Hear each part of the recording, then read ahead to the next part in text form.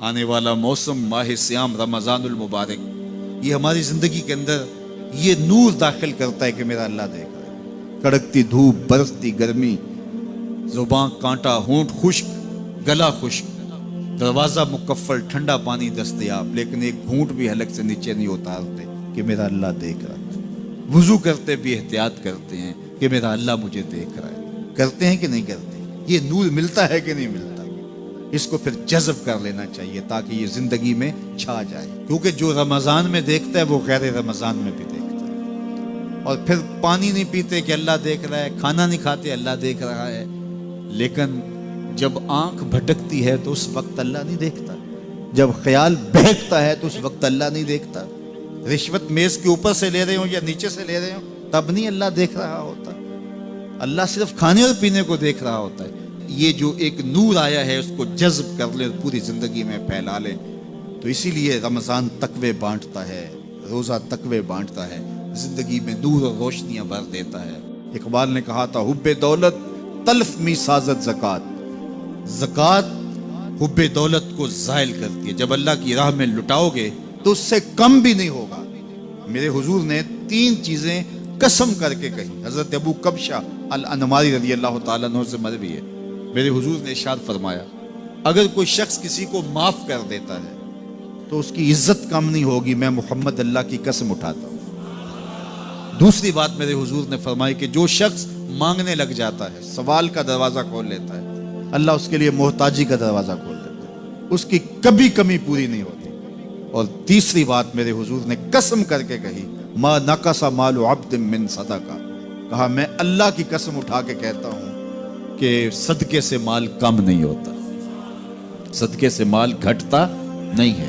تو ایک تو مال بھی نہیں گھٹے گا، یہ ضمانت کس کی ہے؟ میری نہیں ہے، یہ رسول اللہ کی ضمانت ہے۔ ایک تو مال بھی کم نہیں ہوگا، اور دوسرا یہ ہے کہ حب دولت ختم ہوگی۔ حب دولت تلف می سازت زکات، یہ ماہ سیام آ رہا ہے تو زکات سے حب دولت کو کم کیجئے، بلکہ صدقات دیجئے، نفلی صدقات کیجئے، غرباء کی مدد کیجئے، مساکین کی مدد کیجئے، اپنے غریب محتاج رشتہ داروں پہ غور کیجئے، ان کی مدد کیجئے، اپنی ہمسائیگی میں دیکھیے، پردے سے مدد کیجئے، ان کی عزت نفس بھی مجروح نہ ہو۔ یہ جو نمائش لگا کے 10 اخباروں میں چھپوا کے لوگوں کی مدد کرتے ہیں، اس سے گریز کیجئے۔ کبھی سوچیں کہ اگر آج کسی کی بیٹی لائن میں کھڑی ہے تو کل اگر یہ مرحلہ میری بیٹی کے لیے آ جائے تو پھر میرا مزاج کیا ہوگا؟ تو عزت نفس کا خیال رکھیے، لوگوں کی غربت کا تماشا نہ اڑائیے، اور لوگوں کی جو ہے وہ محتاجی کو اپنی تسکین کا ذریعہ نہ بنائیے۔ یہ تو اللہ نے تمہیں دیا اور انہیں نہیں دیا، اور وہ آزمائش کی گھڑی میں کھڑے ہیں، تم ان کے ساتھ کھڑے ہو جاؤ۔ تو لوگوں کی مدد کیجئے، دکھیوں کے کام آئیے، مساجد کی جو ہے وہ تعمیر کیجئے، مدارس دینیہ کے ساتھ وابستہ رہیے، اور لوگوں کی فلاح کے لیے، بہتری کے لیے کام کیجئے۔ اللہ نے آپ کو دیا ہے، یہ مال یہاں رہ جانا ہے۔ میرے حضور نے فرمایا ابن آدم کہتا ہے میرا مال میرا مال، اس کا مال وہ ہے جو اس نے کھایا یا پہنا اور پرانا کر دیا یا آگے بھیج دیا، باقی اس کا نہیں ہے، وہ وارثوں کا ہے۔ مرتے ہی ورثہ بن جائے گا، مرتے ہی ترکہ بن جائے گا۔ کفن بھی میلا نہیں ہونے دیں گے کہ بعض اولادیں تو بانٹ لیتی ہیں۔ اللہ اکبر، وہ گھر جو ان کے لیے بنایا تھا، ایک رات بھی تجھے اس گھر میں رکھنے کے لیے تیار نہیں ہوں گے۔ آج تیرا نام چھن گیا، آج کوئی یہ نہیں کہتا کہ پیچھے اس امام کے اور حاضر اس چودھری صاحب کے، حاضر اس میت کے۔ آج تو ڈیڈ باڈی بن گیا، آج تو میت بن گیا۔ آج خان صاحب، ملک صاحب، چودھری صاحب، پیر صاحب، مفتی صاحب، تیرے سارے ٹائٹل چھین لیے گئے۔ آج پیچھے اس امام کے اور دعا واسطے حاضر اس میت کے، آج تو میت بن گیا۔ آج تیرا لباس بھی پھاڑ کے اتارا ہے، آج تیرے انگوٹھے باندھ دیے گئے ہیں، ناک میں روئی ٹھونس دی گئی ہے۔ آج تو غسال کے رحم و کرم پہ ہیں، وہ تجھے ادھر الٹ دے یا ادھر پلٹ دے، اب تیرے پاس کوئی اختیار ہی باقی نہیں رہا۔ میاں صاحب بولے جاندی واری ڈرونا بنےوں تے ہاتھ نہ لاندے ڈرتے۔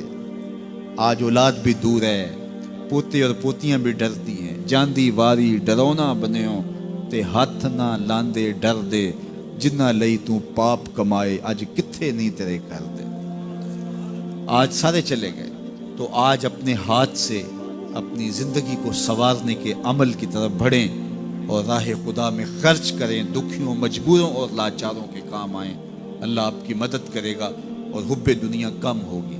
अल्लाह ताला जल्ला शानहू ने सूरह आदियात में पहली 5 आयत में कसमें की, फिर 3 आयत में जो है वो हज़रत इंसान की वो कमियां, कोताहियां जिनकी बुनियाद पर बाकी गुनाह सरजद होते हैं उनको बयान किया, और उसके बाद फिर इलाज भी कुरान ने बताया और किस कदर उसको चोट लगाई। अफला यालमु इज़ा बुसिरा मा फिल कुबूर व हुस्सिला मा फिस सुदूर इन्ना रब्बहुम बिहिम यौमइज़िन लखबीर। अफला यालमु इज़ा बुसिरा मा फिल कुबूर। ऐ अकड़ के चलने वाले, ऐ नाशुक्र इंसान, ऐ दौलत के पुजारी, वो वक्त याद कर जब तू कब्र से उठाया जाएगा। उस वक्त कफन भी छीन लिया जाएगा। अब सब कुछ छीन लिया गया, दौलत, बैंक बैलेंस, तेरी जायदादें, प्लाजे, गाड़ियां, घर, कोठियां, बंगले, सब कुछ यहीं रह गया। सिर्फ एक चादर कफन के लेके जा रहा है। लेकिन जब कब्र से उठाया जाएगा ये कफन की चादर भी रह जाएगी, बरहना उठाया जाएगा। अल्लाह अकबर। न पाँव में जूते, न सर पे पगड़ी, न बदन पे कपड़ा, बुरहना उठाया जाएगा। सैयदा आयशा रज़ी अल्लाह ताला अन्हा ने सुना तो कांपने लगी। अर्ज की हुजूर कब्र से बरहना उठाए जाएंगे तो एक दूसरे से हया नहीं आएगी?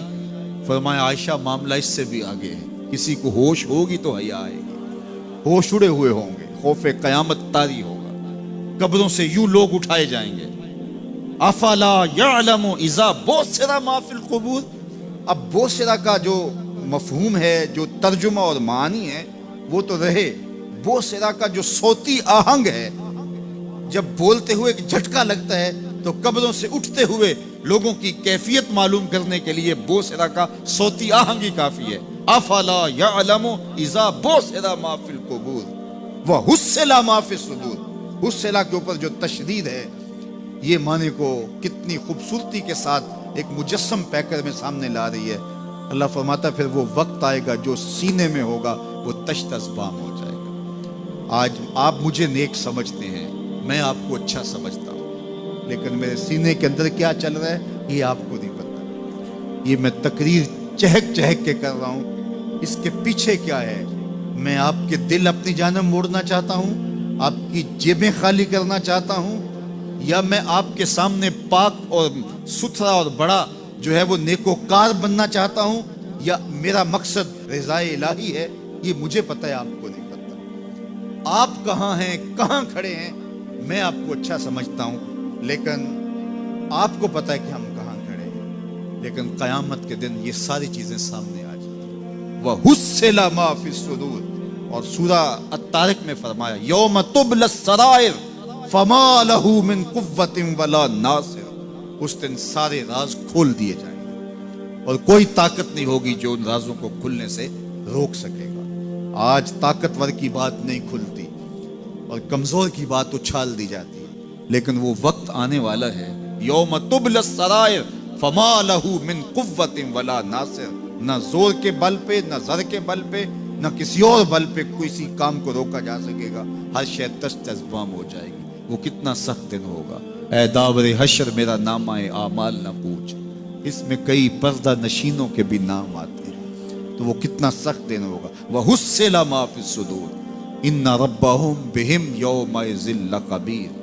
बेशक उनका रब उस दिन उनसे खूब बाखबर होगा। वो आज भी बाखबर है, लेकिन आज कईयों को यकीन नहीं कि वो बाखबर है, लेकिन उस दिन सबको यकीन हो जाएगा कि मेरा रब इससे बाखबर है।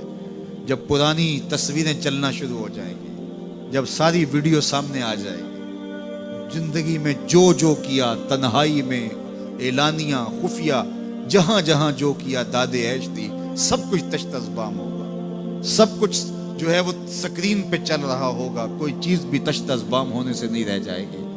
तो फिर बंदा कहेगा ओहो ये तो सब मेरे मालिक को पता था, लोगों की नजरों से छुप सका, रब की निगाहों से तो नहीं छुप सका। उसकी निगाहों से कौन छुप सकता है? ये यकीन आज अपनी रूहों में उतार लो, अच्छी तरह से जज्ब कर लो। گناہوں سے بچنے کا اکثیر نسخہ ہے یہ یقین کہ میرا رب مجھے دیکھ رہا ہے۔ یہ یقین جب روح میں جم جائے، خیالوں میں اتر جائے، اعتقاد کا پختہ حصہ بن جائے، پھر بند کوٹھڑی میں بھی جرم نہیں ہو سکتا کہ میرا مالک تو مجھے دیکھ رہا ہے۔ آپ دیکھتے نہیں کہ جب 7 دروازے بند کر کے بت کے اوپر موٹا کپڑا ڈال کے زلیخا بولی ہے تلک یوسف اب تو آ جاؤ نا، اب تو کوئی نہیں دیکھ رہا، قال معاذ اللہ، تو جناب یوسف نے کہا میں اللہ کی پناہ میں آتا ہوں۔ اللہ اکبر، تو دروازے بند کر کے لوگوں کی نظروں سے چھپ گئی ہے، اور بے نور آنکھیں رکھنے والے اس پتھر کے بت سے بھی حیا کرتی ہے اور اس پہ بھی پردہ ڈال لیا ہے۔ جب تو اس جھوٹے خدا سے حیا کرتی ہے، میں سچے خدا سے حیا کیوں نہ کروں جو 7ویں کوٹھڑی میں بھی دیکھتا ہے۔ اتنی روشنیاں برسی کہ گناہ کا تصور بھی محال ہو، تو یہ یقین کہ میرا اللہ مجھے دیکھ رہا ہے، یہ انسان کی زندگی میں نظم پیدا